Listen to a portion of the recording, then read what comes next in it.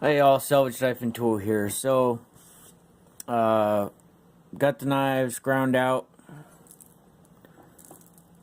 Got a roughly the way that I want them. I mean, they need cleaned up, but they're there and they're sharp. So, then I wrap the blade in tape, and I'll wrap right up to where I'm going to where I'm going to glue. It's less glue to remove off the metal, so I don't have to jack with that as much if I can tape right up to it. So I use a lot of brass rod, or I use drill bits.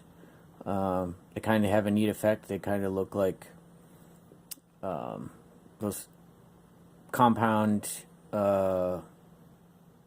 pins, you know, that have decoration in them and stuff. I don't generally use those. I prefer to make my stuff as strong as possible, and drill bits are pretty strong.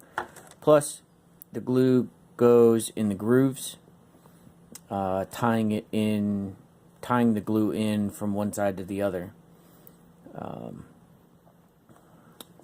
So, what I did here was,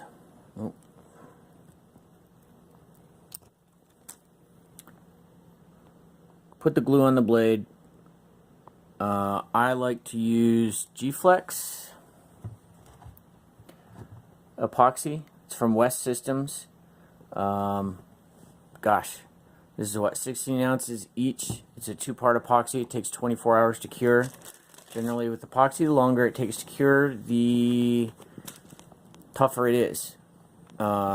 This has a little bit of flex in it, but it gets pretty stiff, but it won't break if anything here heats up and whatnot. So then, once you mix up your epoxy, I'll spread some on the pin and then push it through. Once I'm done pushing the pins through, I will wrap it up in wax paper, and I'm doing this on top of wax paper so that I don't make a mess, and anything that gets pushed out, any excess that gets pushed out, won't fall on my workbench, which is already nasty enough. So this 2-part gives me a clean surface, and it peels right off, keeps the glue contained, you know, basically to where I need it. Once I get this on, both sides on with glue, and this one is doing 2 pins and a lanyard hole, I'll wrap this up, and then I'll put C-clamps. So what I did here is I'm using my bench vise and a couple of C-clamps. The goal is not to crank it down as tight as possible. You're not trying to push all the glue out. You want a thin layer of glue to remain in there to bind the steel to your handle material. I frequently use micarta. This is micarta, and then I have a thin layer of red G10 that I glued to the inside, so it'll have a liner. So it'll be orange handle, red liner, drill bit pins. Another thing you can use are these spring clamps. I have a stack of them. I like to use these in my bigger blades. These don't have a lot of tension when they're only open, you know, a 1/4 inch or whatnot.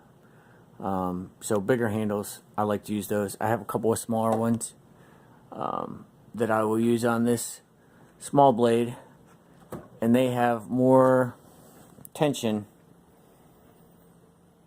when they're only open just a little bit. So that's how I put my handles on. The other thing you want to consider is grind the front of your handle material the way that you want it before you put it on the knife. So this one is just flat to butt up against the guard that's on this. This one, well, you can't see it, but I rounded off the front of this. So it's got like a bull nose on the micarta. I just match them up together